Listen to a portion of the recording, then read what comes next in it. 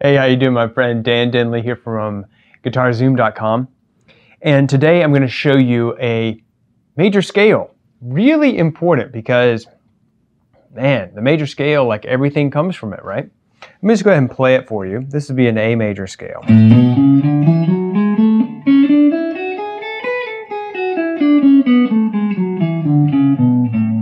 Okay, let me play it for you a lot slower. Here we go.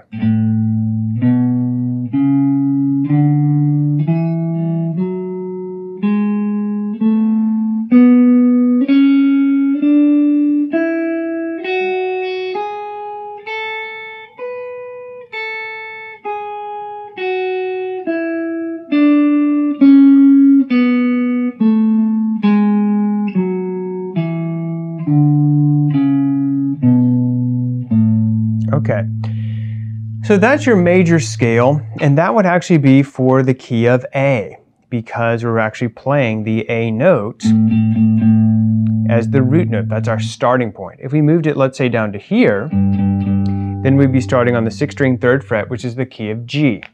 Okay, so let me move it down to G. If you start here on the 6th string 3rd fret, you're going to be playing G major.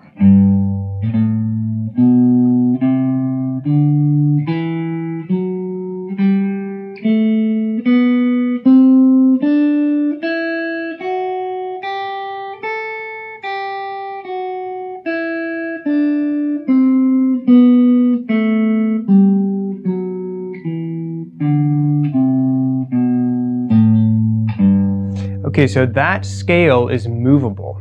It's not using any open position strings, so you can move it anywhere on the fretboard. Now, obviously if you started here, it's G major. If you started here, it's A flat major. Here would be A major, B flat, B, C, C sharp or D flat, D, E flat, and then E. Now, let me explain one thing when I said, C sharp or D flat. Basically, there are certain keys that are more common than others, okay? Certain major keys, certain minor keys. They're more common than others. Like, for example, in guitar, you really don't have weird keys like G flat, right? You have either like G. Okay? Well, if you move that up to here, you're playing A flat major, okay? And then, of course, you have A and B flat, okay? In fact, that's a great way to practice this, is actually to start, let's say, on F sharp. Start on F sharp, you play the F sharp major bar chord like this, and then play the scale.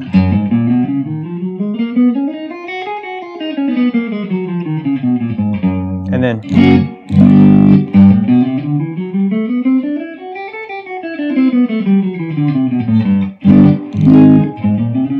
okay, you get the idea, right? But the thing I was mentioning is, the reason you have, some things are called like F sharp, some things are called G flat, some things are called G sharp, A flat, etc., is because basically, depending on which key you're in, you have either sharps or flats, or in the case of C, you have neither sharps nor flats. So if you start here with open string, right, that's an open E string. If you move it up a half step, we call that F. Move it up another half step on the 2nd fret, that's going to be F sharp. Generally speaking, it's called F sharp and not G flat, because F sharp is in the key of D, okay, and D is a very common guitar key. G flat, kind of weird, right? Like, how many songs have you ever heard of that are in G flat, or looked at the key signature and saw all these flats? Not very normal. So then you move up another half step, you got G, and then you move up here. We call this A flat generally in guitar because G sharp is kind of a weird key, all right? Although you could have a G sharp in certain keys, like for example in the key of E major, you could have G sharp minor. Okay, but generally speaking, we call this A flat. Then A, B flat, B, and the reason we call it B flat instead of A sharp because B flat's more common. Okay, then C, C sharp or D flat. Those are both pretty common. D, then E flat, and then E. And then it starts over again because once you get up to the 12th fret, then you're just repeating the note. So you have an open E string. Well, this is also an E. It's just an octave higher. Of course, you could also play that E here. I'm sorry, here. So hear how that's the same note? Those are all E's. Okay, so that is the kind of background that you need for your major scale. And if you'd like to get the tab for that, just check out the link in this video. Thanks for watching, and I'm Dan Denley from GuitarZoom.com. You ever mentioned the word inharmonic?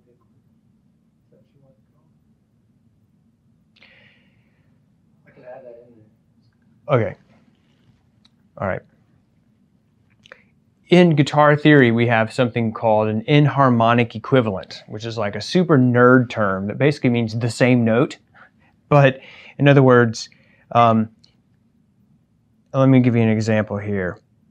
Let's take, for example, A flat, all right?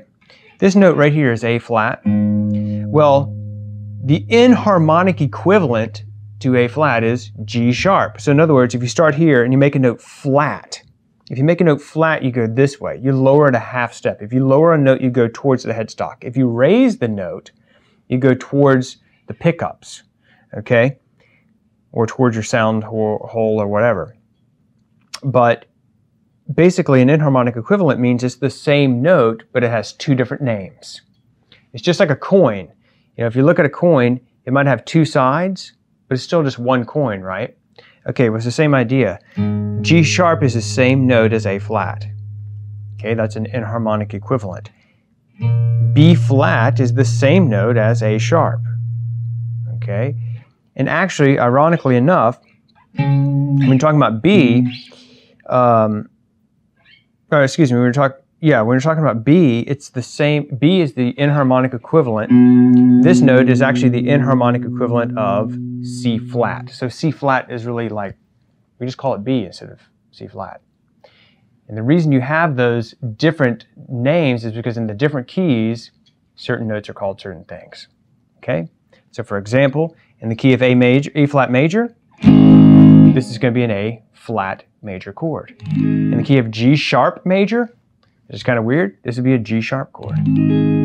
Okay?